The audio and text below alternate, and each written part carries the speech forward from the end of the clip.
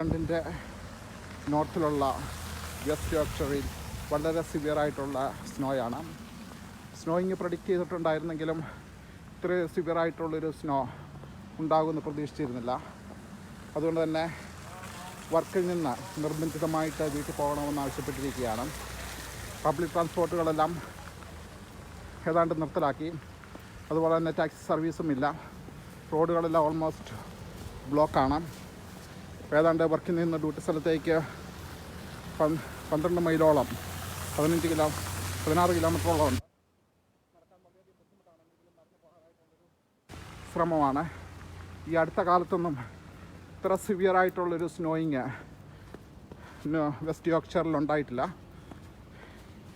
Anyway, അധികം താമസിക്കാതെ വീട്ടിൽ സേഫായിട്ട് എത്താൻ പറ്റുമെന്ന് പ്രതീക്ഷിക്കുന്നു.